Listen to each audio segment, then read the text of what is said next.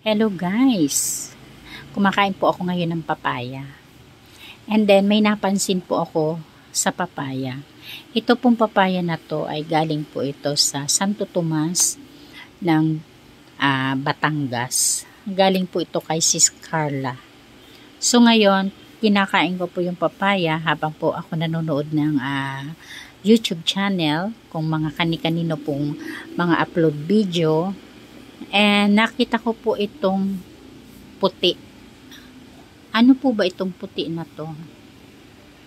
Kasi nasa loob po siya ng papaya, nakakabit pa talaga, hindi pa siya natanggal. Kasi habang kumakain ako ng ganito, may nakita akong puti. Supposed to be, ang ilaw ko ay madilim. Yan. Ano po ako ng light. Yan. Yan, kung mapapansin nyo.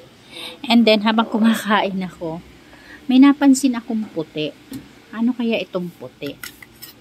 Yan, bilog po siya. And then, binuksan ko po yung ilaw para tingnan ko kung ano po yan. Yan. Eto ay malaking pabilog na buto, pero puti siya. Hindi naman po siya buto ng papaya na kagaya nito, pero kakaiba po siyang buto. Ano ho ba ito? Ito ho ba ay anting-anting na makakapagpayaman na ho sa akin? Or talagang sadyang merong ganito? Kasi first time po akong nakakita sa loob ng papaya kasama yung mga buto na meron pong ganitong klase. So, tingnan ho ninyo. Yan.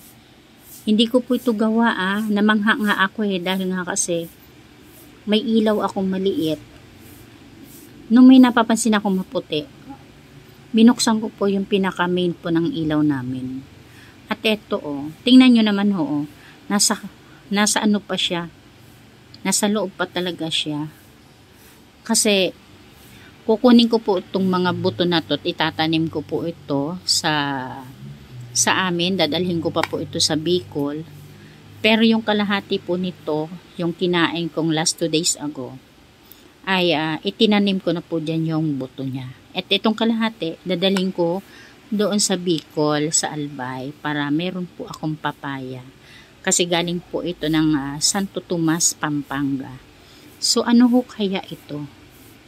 Yan amazing. Hindi ko po alam kung ano siya. Sagutin mo mag-comment ho kayo kung ano po itong klase ng kanyang uri ng buto. Pwede ho ba itong itabi, maging anting-anting? Yan. Baka dito na po ako swertihin. Comment ho kayo.